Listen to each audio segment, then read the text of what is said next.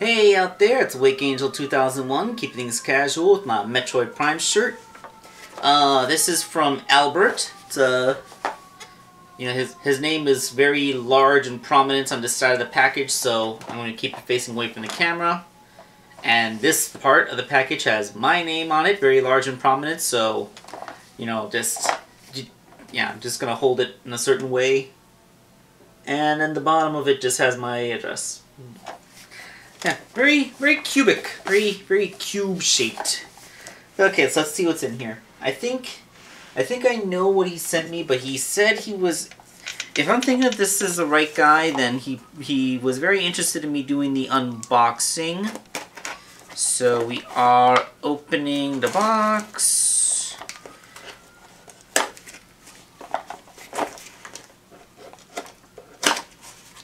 Alright.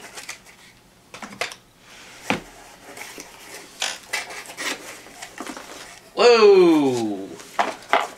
Okay, this is a dishcloth. And a bunch of paper money.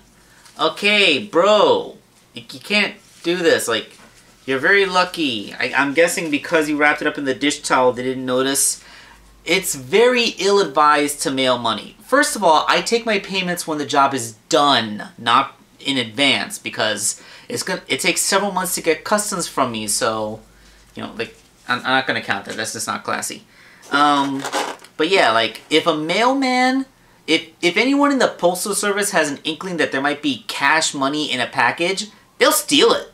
Money is not traceable, and their government jobs aren't quite cushy enough to resist the temptation of this kind of theft. I have had 2 commissioners in the past who ignored my warnings, and they tried to send me money in envelopes of all things. One guy never got anything from him, and the second guy, I think I opened the box upside down because I found this underneath it. It says, "Lift lid, there is something important inside the cloth." Yeah, so in the end, the story is that, I actually did get one of the envelopes here, an empty, opened envelope, so, that just added a little bit of insult to the guy, because it was proof that they did actually send the envelope, they just stole the money out of it. So yeah, don't mail cash. It's bad form. And inside of the box proper is a bunch of Lego Hero Factory bits. Looks like they've been... Yes, this is what I thought it was. They've been assembled into a crude semblance of a thing. Yep. Look at that. Wow. It's almost looks like that thing from Five Nights at Freddy's, that Springtrap thing. I mean, it's vaguely humanoid. Very long. There's a hair that's seen... It looks like when they were assembling it, one of their hairs got stuck in between 2 of the parts and then plucked out. It's really in there. I actually can't pull that hair out. Can I actually... Yes! I'm holding it by a single strand of hair. Wow. Okay, I remember this. Alright, so this guy sent me an email. He wanted me to make a Mecha Sonic figure in the style of Sonic 3's Mecha Sonic. And he wanted it to be in Jakks Pacific scale. And then he said he wanted... I thought it was a typo because he wanted the base figure to be a surprise. And I thought that meant he wanted me to surprise him, but no, he was intending to surprise me with what the base figure is. And like, that's not how this works, even vaguely at all, because I am the toy maker. I need to decide what would be the best base to use to make your toy. And he says, "Oh, but I already sent the thing." Like I said as an example, are you supposed to be the one who's surprised by the base toy or me? Because that doesn't work that way. It's like, imagine, like, if I said, like, "I want you to make me a Mecha Sonic figure out of a Barbie." And he said, "No, it's not Barbie, it's Hero Factory parts." And I have used Hero Factory parts to make, like, Death Egg robots and stuff in the past, but Wow, this thing is actually really tall. let me grab a thing. Whoop. There we go. It's my my Jakks Pacific Sonic figure, so we can get some scale context in here. Okay.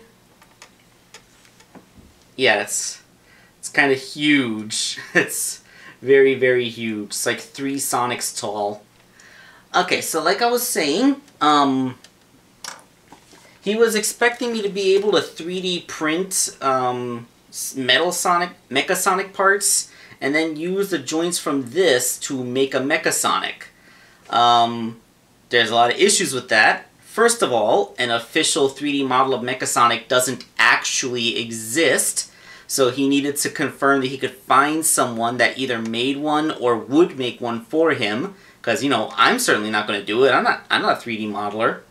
And then, on top of that, like, these Hero Factory parts don't necessarily have the right proportions to make Mecha Sonic. I mean, you all know what Mecha Sonic is. Like, I've made customs of him for the Jazzwares scale. He has, like, thin little limbs, and, you know, these parts with the holes in them and the big balls, and, like, you know, they don't aesthetically fit into the design of Mecha Sonic. They really don't. And not only that, but their proportions are off. Like, this, like, I mean, this is taller than it needs to be. I could probably make it shorter by taking some parts out, but, you know, like, here's a single knee joint. A single knee joint, like, it's half the length of Sonic's body just by itself. Just the shin. And, like, even if you're going by the whole, he's, like, twice as tall as Sonic, so 8 inches would be fine, like, that's still pushing it. The proportions of this thing just, they really just might not work. I am definitely not sure if I could do the thing that he wanted me to do with this. And had he waited for me to say that, then he would have spared himself the expense of sending me this figure.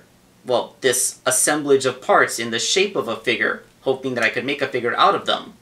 So, like, don't do this, guys. Don't just send me a random thing and expect me to create something from it. I'm not an alchemist. I'm just a guy. I'm a hobbyist.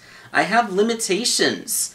I don't have certain tools, and this single hair, like, it's a blonde hair. Either that or a redhead hair. Wonder who sent me this. I mean, is that the commissioner's own hair? Is that, like, the hair of a parent or sibling? It's really in there. This must have hurt when it got plucked out. But yeah, like, seriously, folks, like, we very, very clearly need to establish what I am doing before anything gets sent to me. That's why communication is so important, and why I like, I think I had dealings with him before, which is how he had my address, but, you know, don't just send me random stuff thinking that I can magically transmute it into whatever you want, is what I'm trying to get at. So, yeah, that's everything I have to say about this particular unbox. So this is Wake Angel 2001 signing off.